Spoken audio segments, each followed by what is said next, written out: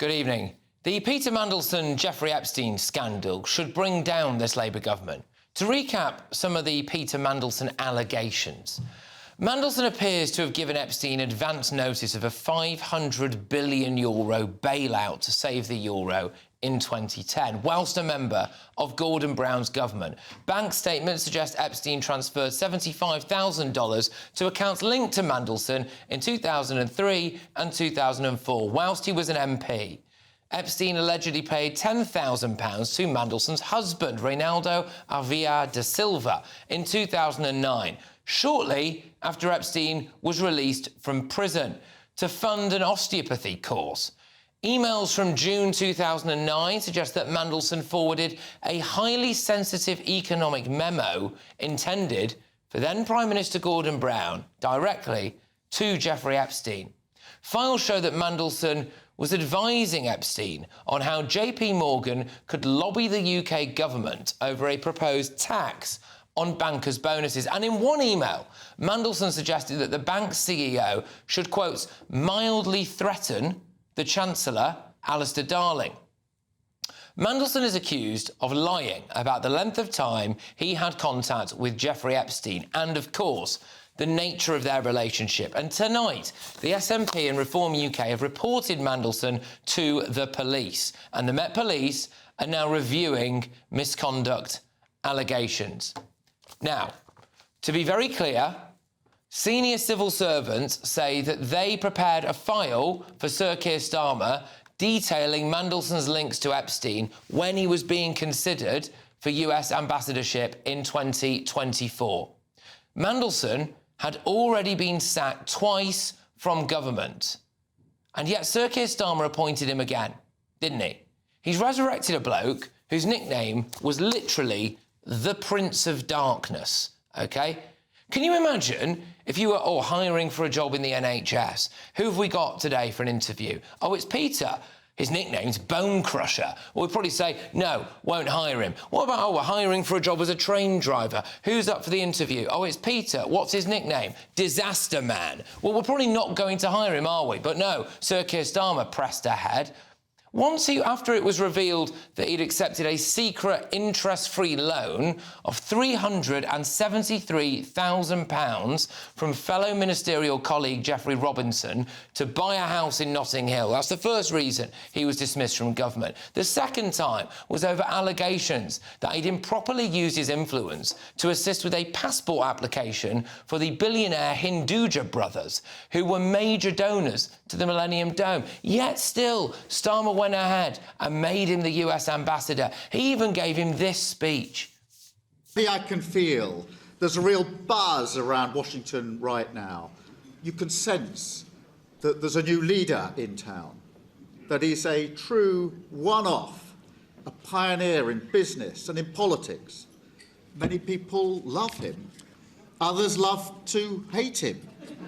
But to us, he's just Peter.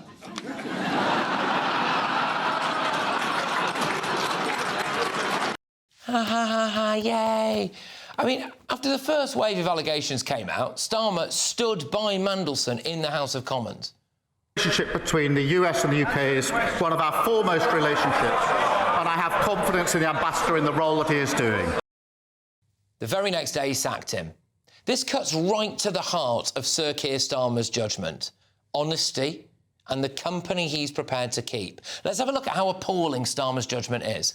He appointed Lord Hermer as our Attorney General. Hermer represented people, including a man accused of masterminding the 9/11 terror attacks. He's also now embroiled, along with Keir Starmer, in claims they worked together to get British war heroes investigated for war crimes that turned out to be completely false. And I need to tell you something about this. Last week, when the news broke in the Daily Telegraph that claimed that Starmer and Hermer led a witch hunt against British troops, Number 10 denied it vociferously. They told the Telegraph and they told my team here at GB News that they had simply offered legal advice free of charge and remained neutral. And then yesterday, this story broke in the Telegraph. They claim to have uncovered court documents showing that Starmer personally called for mandatory investigations into British veterans whilst acting for interveners in the case over alleged war crimes in Iraq. which obviously, as they say, now undermines Downing Street's defence of the Prime Minister just last week. Starmer allowed himself and his wife to take loads of freebies from Lord Wahid Ali. He appointed Sue Gray as his Chief of Staff. She was a disaster, but somehow she found herself in the House of Lords. He's removed the whip from various Labour MPs for rebelling on things like scrapping the two-child benefit cap or the family farm death tax, only to U-turn and implement those policies a few months later. He's actually U-turned about 16 times so far. He appointed Rachel Reeves as Chancellor. She's believed to have embellished her CV and is widely regarded as totally incompetent. The economy's tanking. He can't get rid of her because then he'd have to go. His instincts were wrong over the Pakistani rape gang scandal, saying it was a far-right bandwagon, then calling an inquiry. His judgment was wrong on China. There are big questions about whether Starmer knew and what he knew when it came to the collapse of the Chinese spy trial. And his judgment was wrong on Chagos. He campaigned twice for Jeremy Corbyn to be Prime Minister. Now he says he was never friends with him. He appointed a homelessness minister who had to go because she tried to evict her tenants. He made Angela Rayner housing minister, but she went over an issue with her stamp duty. He appointed Louise Haigh as transport minister. She went over a historic fraud conviction, which she claims she had already told Starmer about. He appointed Tulip Siddiq as the anti-corruption minister. She has been found guilty of corruption in Bangladesh. She denies any wrongdoing. He said David Lammy would be foreign secretary for his entire term in Parliament. Then he demoted him. Time and time and time again, Sir Keir Starmer's judgment is catastrophically wrong. And it's not just embarrassing, it's not just bad for Britain, it's actively dangerous. Hello, I'm Bev Turner. Now, it can feel like the money in our bank accounts at the moment does not keep up with the cost of living. And maybe there's a solution. I'm here today with the CEO of TallyMoney, Cameron Parry. Cameron, what is TallyMoney? Well, Bev, with TallyMoney, you get a current account and a debit card, but instead of pounds, you use milligrams of gold as your everyday money. So why gold? Gold traditionally is a great store of value. It has, on average, gone up at over 11% per annum for the last 25 years against the pound. It's tripled in value in the last decade, and in the last 2 years alone, it's increased by 50% against the pound. Banks' savings products just can't compete with that level of growth. But this isn't just about gold. This is about a currency that you guys have created at TallyMoney. Explain it to me as though I'm an idiot. So, look, people need to be able to hold their earnings and build their savings in a money that retains its value and remains in their legal control and remains theirs to access, away from government control. Great. You had me at not exposed to government control. You should feel safe and happy with your money. You should have peace of mind the more money you see in your bank balance, and that's the type of thing we're trying to deliver, and give people choice in the type of money they get to use every day. Brilliant. Thank you so much, Cameron. Thank you.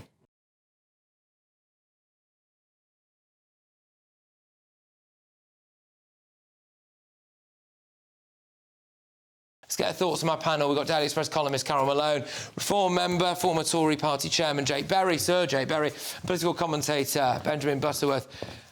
Carol, does Starmer have to go over his links with Mandelson, do you think? How many times have we asked that question? Does he have to go? No, he's not going to go wherever he should go, but he's not going to. Yes, you're completely right. He has zero judgment. He had been advised not to put Mandelson in Washington, but he did it anyway. And he did it because he wanted a relationship with Trump, and he thought the political manipulator, the genius, the spin doctor, that is Peter Mandelson, would help facilitate that for him. So he put him there anyway, despite all advice to the contrary. You know, this is a man, as you've just said, this is Mandelson, who's been sacked from government 3 times, who is alleged to have taken money from Epstein, who's been accused of trying to change government policy at Epstein's behest, and yet he still allowed him this plum job in Washington. You know, And the thing is, it was very disingenuous of him today to say he wants him kicked out of the Lords, because he knows full well that is not an easy thing to do. He knows he's not going to have to do it, and he knows it's an almost impossible thing to do. There has to be a specific act of Parliament to get someone kicked out of the Lords. It just doesn't happen. So for him to pretend now that he thinks Mandelson's done something terribly wrong, he knew everything that you have read out there in Mandelson's past. He knew all of that, and yet he still put him at the heart of Capitol Hill. Now, God knows that Mandelson had been allowed to stay. You can see why Mandelson wanted to be there, because of what maybe he could get out of being in Capitol Hill. But this does bring his judgment into question. He has zero judgment on anything. It's all about him and facilitating what he wants. And that's what Mandelson's appointment was about. But he has to be defrocked now, Mandelson. Seriously has to be defrocked. Well, actually, Robert Jenrick of Reform is putting something to Parliament either tomorrow or the next day to pass that law. It's called the Titles Deprivation Act. It exists already, was brought about in 1917, but it has to be reenacted, and it takes a lot to do it. Well, it doesn't when you're the government and you control the legislation. So the government literally, in my time in Parliament, they've done it actually recently, they can pass legislation in a day. You do all stages of legislation in a day, including going to the House of Lords and having royal assent. When did they last do this? I can't remember a time. Passed legislation in a day? No, when they've got rid of a law. I think the last time they did it, legislation in a day was over the prescription... legislation in a day. Carol, please let me finish. Over the prescription of Palestine action. So the government can do it. The fact that it hasn't been done for many years doesn't mean it can't happen. It's absolutely within Keir Starmer's power. And if we are to believe him, if we take him at his word, I'm not sure we should, that he wants to do this, he could click his fingers and tomorrow clear the parliamentary diary and pass this piece of legislation. Now, he won't, because doing it would show how terrible it is. Not only his judgment is, but Morgan McSweeney, his number two, who stands right behind him, who really pushed for Mandelson to be put in place. That's the reason Starmer won't do it. Don't believe, Carol, what people write, this can't be done. It absolutely I'm not can saying be. it can't be done. I'm but saying he hasn't got the guts to do it. When the last time they defrocked the Lord was, I can't remember. On the front of the I paper, which we're going to come to soon, this is tomorrow's I paper, Starmer's number 10 chief could be ousted as sacrificial lamb. OK, fine. But typical Starmer, though, isn't it? He's made another mistake. Yes. Deputy heads must roll, never him. Benjamin, this is yet another catastrophic error of judgment from the Prime Minister. If this was the Tories... and this was happening under... This is so much worse than cheese and wine and cake during lockdown. It is unimaginably, incomprehensibly worse than that. Why aren't we talking about bringing down the government as a result of this? Why isn't it more widely spoken about? Well, of course, Boris Johnson had far more issues than only breaching his own COVID rules. But look, you know, Carol is right when she describes Peter Mandelson as a genius, and that's why he was put in the post. I would have called Peter Mandelson a political role model. I had dinner with him for my 21st birthday. He gave me a book saying, I hope you follow in my footsteps. But no more. I mean, what he's done is he's not only lied, but he has maintained a friendship with a convicted sex offender. That is an appalling reflection on Peter Mandelson. If the allegations are true, Peter Mandelson has given Jeffrey Epstein advance corruption. If proven, it's horrendous. This is absolute rotten corruption. Sensitive information. This guy ran what do you call the fund? A hedge fund. He ran a hedge fund. Imagine what kind of use that information from Mandelson would be. And it shows just not how terrible Keir Starmer's judgment is as a Labour Prime Minister, but it also shows previous Labour governments under Gordon Brown that, if proven, corruption ran through that government where Peter Mandelson was involved, if proven. Let me put something to you, Benjamin, which is why there aren't more calls for Keir Starmer to go over this catalogue of incompetence culminating in the most catastrophic appointment ever, which is Peter Mandelson. Adam Bolton, the senior journalist, had written a piece, Peter Mandelson's the only politician who's never lied to me. John Sopel came out, backed the Mandelson appointment in the US. Emily Maitlis pictured with him looking incredibly cosy with Mandelson a long time ago. Peter Mandelson has been the darling of the establishment media in this country for a very, very long time. And if they were to now call for Keir Starmer to go over this, which he should, they would have to admit that they're wrong. Well, look, Peter Mandelson is an incredibly intelligent and charismatic man. He's not that intelligent, mate. He is sorry. How can he be that intelligent if he's literally been caught out for this? Well, he's only caught out because of a quite extraordinary set of circumstances, but there's no excuse for it. But I'm look, sorry, he is addicted... being photographed in your underpants in a paedophile's house is not the sign of that clever man. No, it's not. No, it's not. It really isn't. But look, he is addicted to power. Yes. So in the run-up to the last general election, Peter Mandelson was hosting likely to be elected Labour candidates at his flat and having private fundraising dinners and sitting down with them one-on-one. So he held considerable power within the newly elected Parliamentary Labour Party, and therefore there will have been a real swell of goodwill for him before this came out. I think that's one of the reasons why Morgan McSweeney, the Chief of Staff, is implicated in this, because they were so closely entwined for so long. Should Starmer go over this? Should Starmer go? No, he shouldn't, because that would be ridiculous. Because I don't think we should sink the country just because of this. Yeah. And also, secondly, just to point out... Starmer saying will not sink the country. We don't need more of the chaos. I know you media people are addicted to it, but we don't need the chaos. The next time Sir Keir Starmer has got a big call to make, what evidence is there that he will get this right? So many of his cabinet, original cabinet, have gone because they've either been incompetent or accused of crime. Some of them they deny, obviously. You've got the Mandelson issue here. He's wrong on everything all the time, Jake, isn't he? Yeah, and he has catastrophically bad judgment.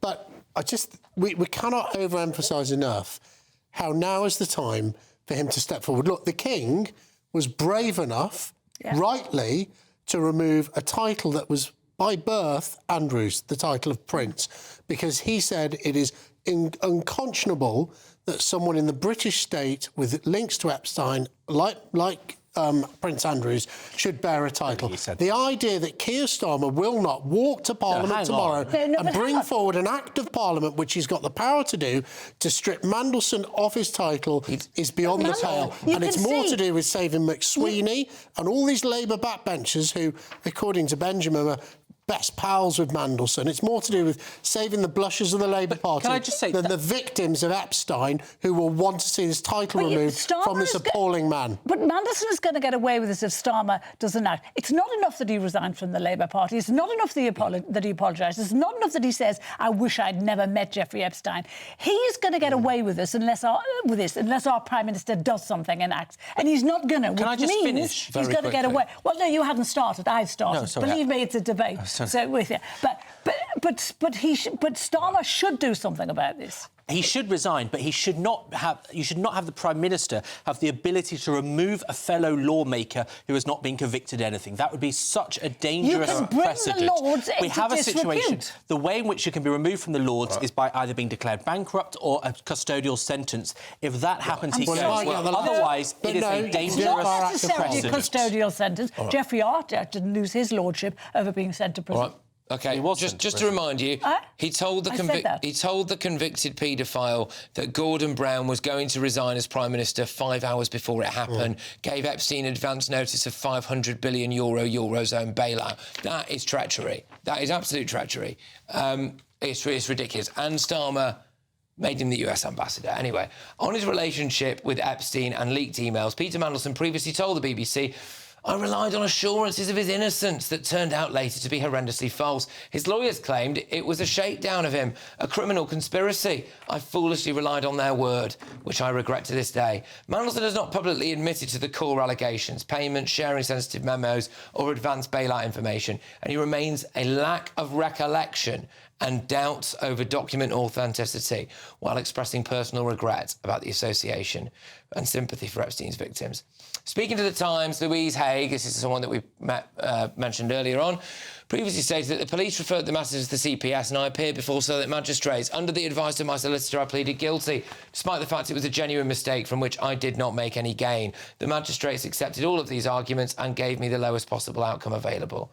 In response at the time, Keir Starmer thanked Louise Haigh for her work and said she had made huge strides in delivering the government's transport agenda and that she still had a huge contribution to make in the future. Right, great stuff.